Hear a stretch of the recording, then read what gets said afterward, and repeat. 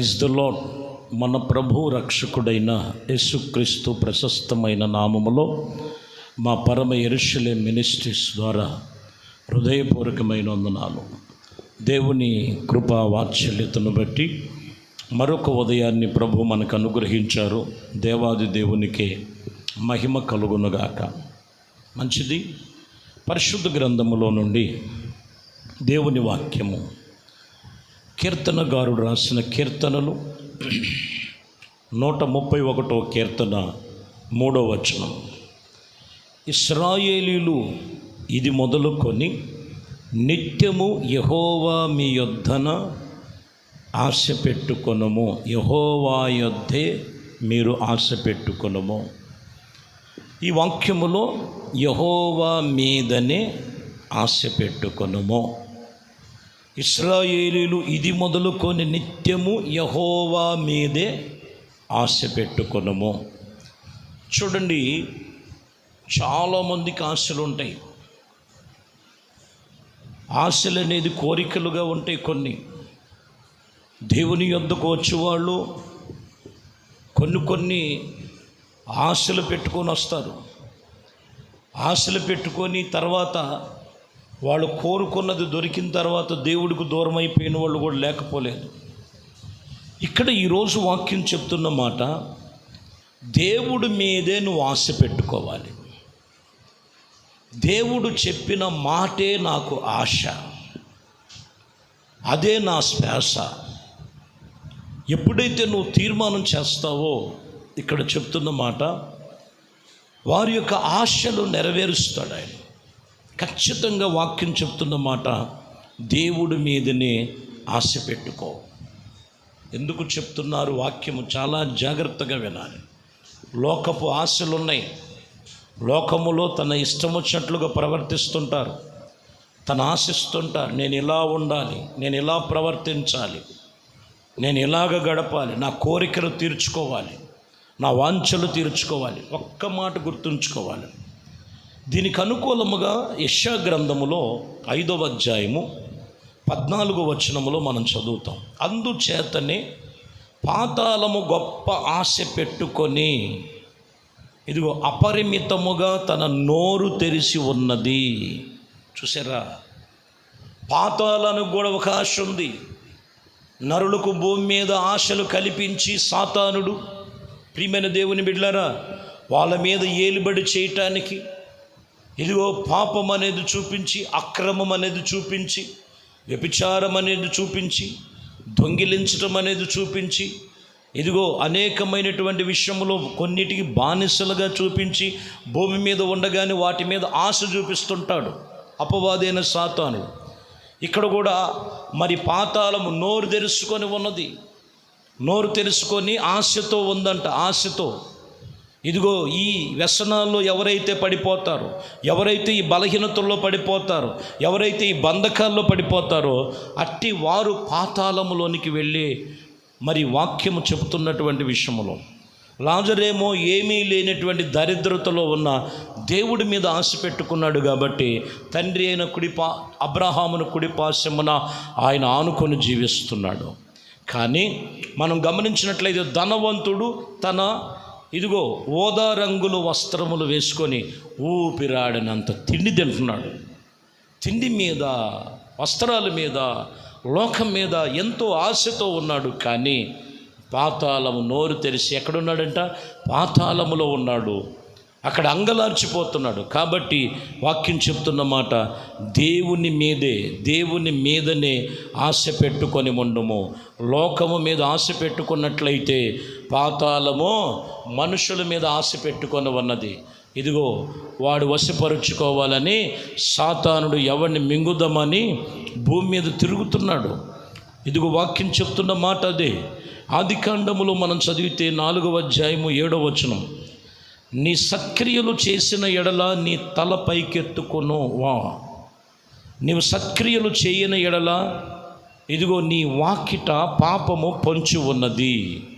చూడండి, ఇక్కడ గమనించినట్లయితే కయ్యోను ఏబేలును మనం చూడొచ్చు. కయ్యోను ఏబేలు తన తమ్ముడు తన సత్క్రియ చేశాడు. అందుకని తల పైకెత్తుకోగలిగాడు దేవుని ఎదుట. కానీ కయ్యోనును మనం చూస్తే సత్క్రియలు చేసుకోలేకపోవటం వలన ఏమి పొంచి ఉన్నదంట? పాపము పొంచి ఉంది. నరుని జీవితంలో పాపం పొంచి ఉండటానికి మనం గమనించాలి. దేని మీద ఆశో చూపిస్తుంటాడు. నువ్వు ఖచ్చితంగా దేవుడి మీదే ఆశ కలిగి ఉండాలి. దేవుని వాక్యం మీద ఆశ కలిగి ఉండాలి.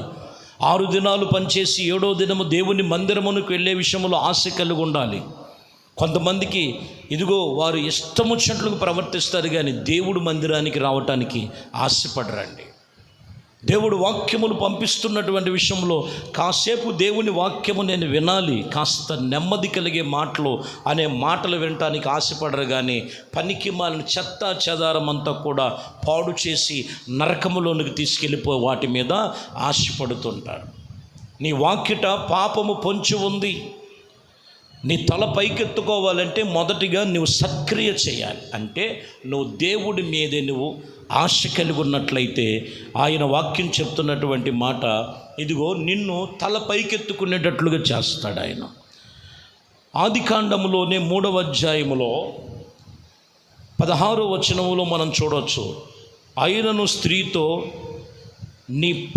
నీ యొక్క ప్రయాసమును నీ గర్భమును వేదనలో నేను మిక్కిలి ఎక్కించను, వేదనతో పిల్లలు కందువు.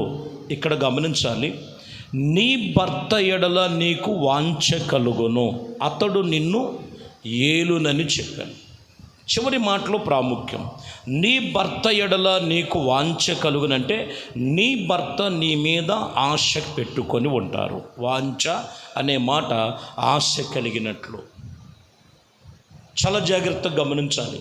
స్త్రీ చూడండి, స్త్రీ తన భర్త మీదే ఎక్కువగా వాంఛ అంటే ఆశ.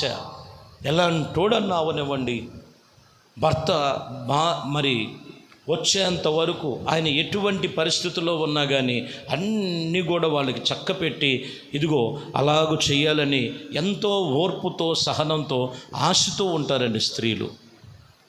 ప్రారంభంలోని దేవుడు చెప్పాడు, ఇదిగో నీ భర్త మీద నీకు వాంఛ కలుగును అంటే ఆశ కలుగుద్ది. గర్భమును దాల్చి ఒక బిడ్డకు తల్లిని జన్మనిచ్చి కుటుంబమునకు కావలసినటువంటి ప్రతి విషయములు ఆమె చేస్తూ స్త్రీ ధర్మము జరిపిస్తూ ఇదిగో జ్ఞానవంతురాలుగా పవిత్రురాలుగా తన కుటుంబమును కట్టుకునే విషయంలో భర్త మీద ఆశ కలిగి ఉన్నట్లుగా వాంఛ కలిగినట్లుగా రాయబడి ఉంది. ప్రియమైన దేవుని బిడ్డలారా, ఈరోజు భార్య భర్త కుటుంబం అంతా కూడా దేవుడి మీదనే ఆశ కలిగి ఉండాలి. ఎందుకంటే నిన్ను ప్రారంభ దశలో ప్రభు నిన్ను అలాగున ఆయన మీదే నిబంధన చేసుకోమని లేఖనాలు హెచ్చరిక చేస్తున్నారు. ద్వితీయోపదేశ కాండములో 24వ అధ్యాయము 15వ వచనాన్ని మనం చదువుతున్నాం. ఇక్కడ మనం గమనించినట్లయితే సూర్యుడు అస్తమించు కమ్మున మునుపే వాని క్రియలు వాని వలె వాడు ఇదిగో భేద అయిన వాడు గనుక దాని మీదే ఆశ పెట్టుకొనెను. ఇదిగో వాటి విషయములో నిన్ను బట్టి యెహోవాకు మొరపెట్టుచున్నానని చెప్పాను. ఈ వాక్యములో ఉన్న ప్రాముఖ్యమైన విషయములు మనం చూస్తే పగలంతా పనిచేసి సాయంత్రం అయ్యాలకే తన జీతము తన కూలి తనకిచ్చినటువంటి కొందరు వారానికి తీసుకునే వాళ్ళు ఉంటారు, కొందరు నెలకు తీసుకునే వాళ్ళు ఉంటారు, కొందరు రోజువారీగా ఉంటారు, కొందరైతే సంవత్సరానికి తీసుకునే వాళ్ళు ఉంటారు. ఏదేమైనప్పటికీ భేదుడైన వాడు ఇదిగో అతనికి వచ్చేటువంటి జీతము మీద ఆశ పెట్టుకున్నట్లుగా యెహోవాకు మొరపెట్టినందున దేవుని వాక్యం చెప్తున్న మాట. దేవుడు సన్నిధిలో మనము ప్రతి విషయములో ఆశ కలిగిన వారమై ఉండాలి. ఈరోజు అంశము మీదే ఉండాలి. అంశము మనం చెప్తున్న మాట, దేవుడు మీదనే నువ్వు ఆశ పెట్టుకొనమో, దేవుడి మీదనే నువ్వు ఆశ పెట్టుకొనమో నీ ప్రతి ఆశను ఆయన తప్పక నెరవేర్చగలిగిన దేవుడు. ఆయన పేరు నజరేయుడైన యేసు. కీర్తన గ్రంథములో 146వ కీర్తన 5వ వచనాన్ని చదువుదాం. ఎవనికి యాకోబు దేవుడు సహాయకుడగును, ఎవడు తన దేవుడైన యెహోవా మీద ఆశ పెట్టుకొనునో వాడు ధన్యుడు. చూసారా, యాకోబుకి సహాయం చేశాడు దేవుడు. అలాగనే ఇక్కడ యాకోబును పోల్చి మాట్లాడుతూ, ఎవడైతే దేవుని మీద ఆశ పెట్టుకున్నవాడే ధన్యుడు. చాలామంది చూడండి, ఎన్నో ఆశలు ఉంటాయి.